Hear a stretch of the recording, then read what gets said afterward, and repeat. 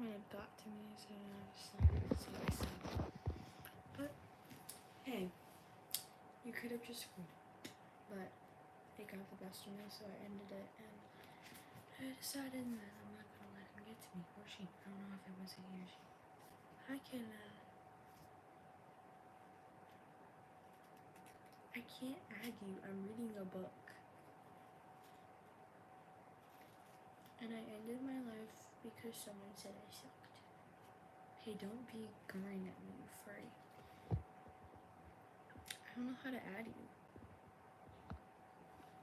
You wanna hear me listen and read my book? Someone said I sucked and it made me cry. But it's okay, because I'm not gonna let them get to me, and I'm gonna read my book. Do you wanna listen? Okay. I'm gonna start. And I have to go. Thank you. Okay. It's called Fallen, so the same. It's the first book, and I'm only reading one chapter. Okay, I'm sorry.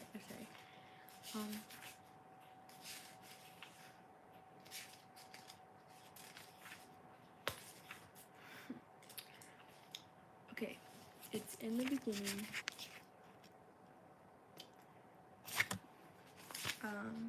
Helston, England, September 1854. Around midnight, her eyes at last took shape. The look in them was feline, half determined and half tentative. All trouble. Yes, they were just right, those eyes, rising up to her fine, elegant brow, inches from the dark cascade of her hair. Okay. Oh, I thought you said right now. My bad. He held the paper at arm's length to access his progress. It was hard working without her in front of him, but then he could sketch in her presence since he had arrived from London. No, since he had seen her. He'd had to be careful always to keep her at a distance. Every day now she approached him, and every day was more difficult than the one before. It was why he was leaving in the morning for India, for the Americans. He didn't know or care wherever he ended up. It would be easier than being here. He leaned over the drawing again, sighed as he used his thumb to the perfect, the smudge chronicle pout on her full bottom lip. This lifeless paper, cruel impostor, was the only way to take her with him. Then straightened up in the leather library chair, he felt it, the brush of her warmth on the back of her neck, of his neck. Her promixity gave him the particular sensation, like the kind of heat sent out when the log shatters to ash and fire. He knew without turning around she was there. He covered her likeness on the bounds of paper in his lap, but he could not escape her.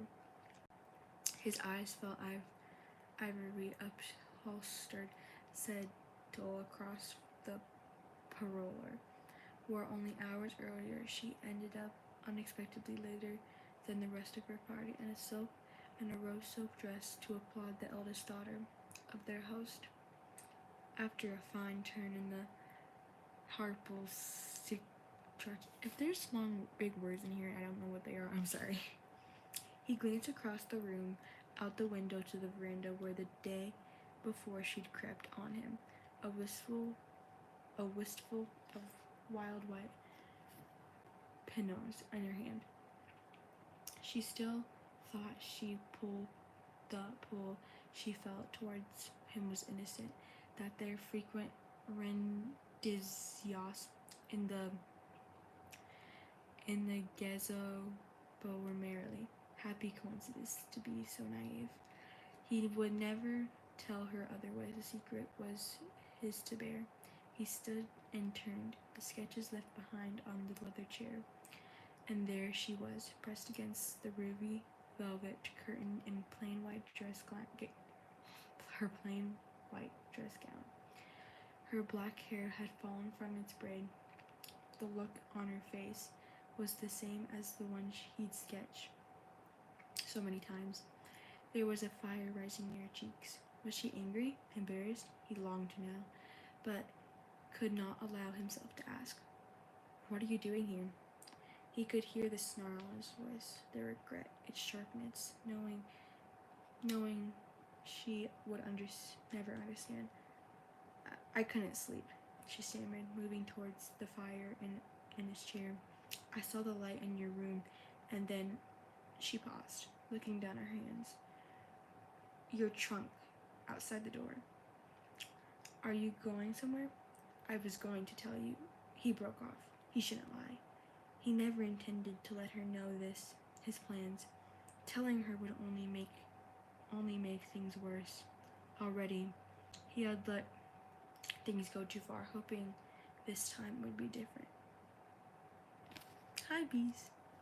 She drew near, and her eyes fell on his sketchbook. Are you drawing me? Her startled tone.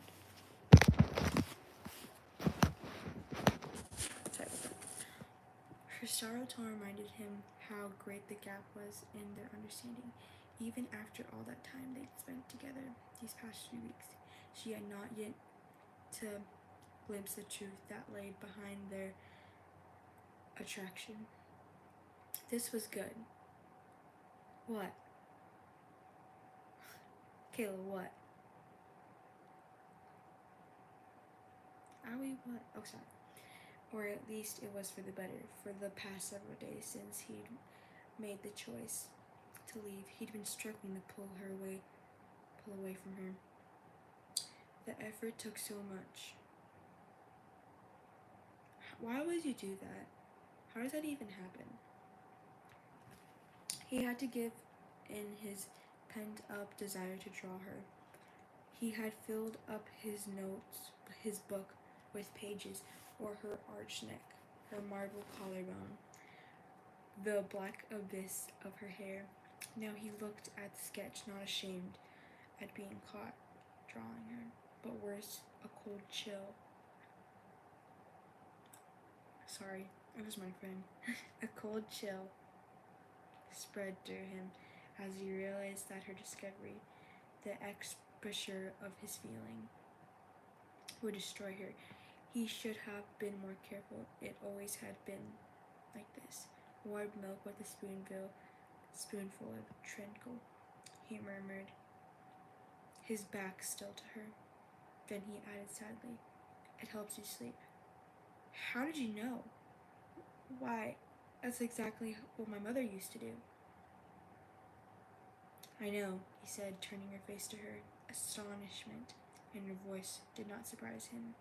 Yet he could not explain to her how he knew or tell her how many times he had administered this very drink, in the past.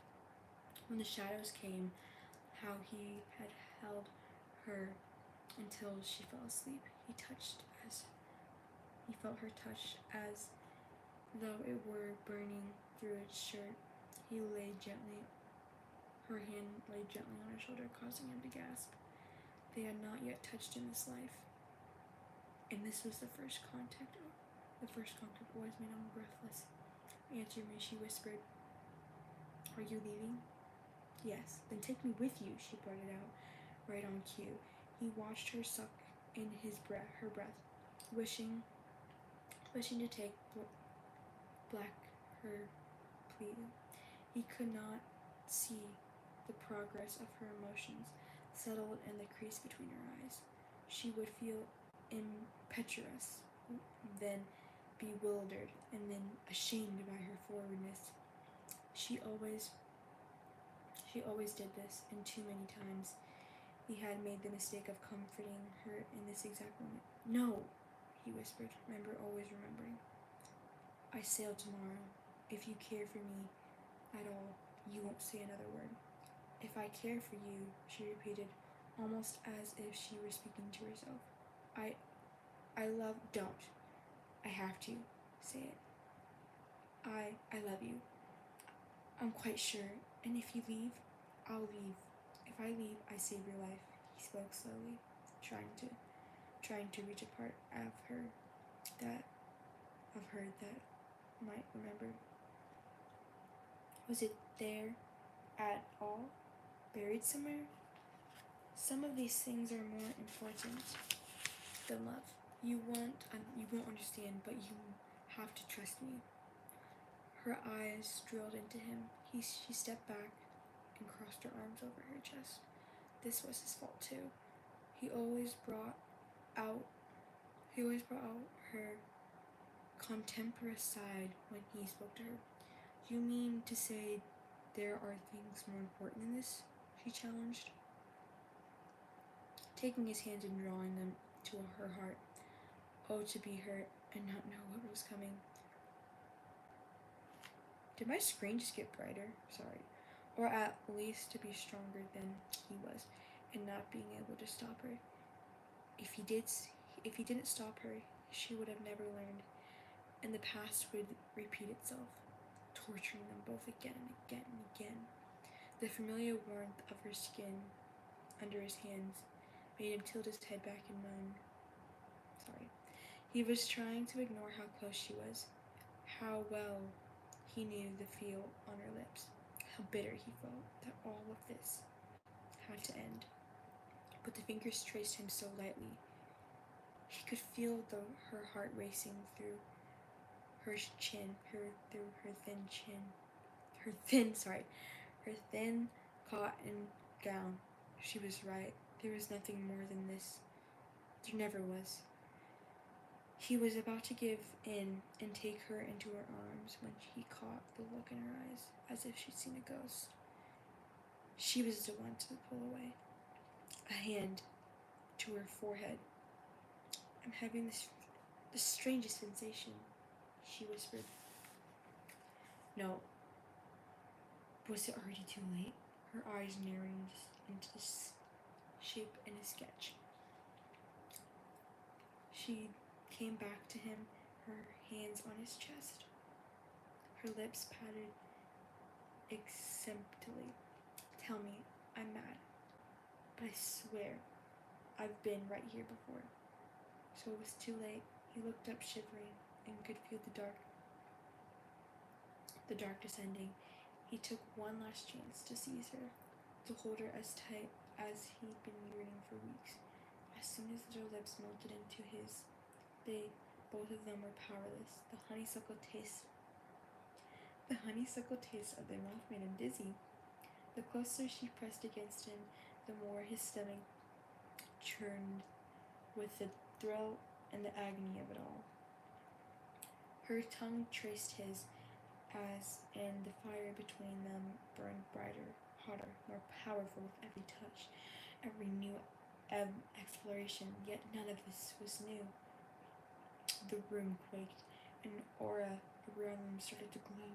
She noticed nothing, was aware of nothing, understood nothing besides their kiss. He alone knew what was about to happen, what darkness, passions were prepared to fall on their reunion. Even though he was unable to alter the course of their life yet, again, he knew. The shadows swirled directly overhead, so close he might have touched them. He wondered whether she could hear what they were whispering. He watched as the cloud passed over her face. For a moment, he saw a spark of reckoning glow in her eyes. Then there was nothing at all. Nothing. Do you guys think I should do this tomorrow and finish 1 and then 2 and then so on and so forth? Maybe I should. For whoever thinks, you think I should? Okay, I'll set a timer right now for tomorrow. Thank you guys so much. Thank you. This guy, he had said, Thank you guys. You guys make me keep wanting to do this. I'm gonna set it for 7 in Illinois time, just so you know. If you guys don't get here, I'm so sorry. I don't know if it's daytime for you guys, because it might be a different time. What?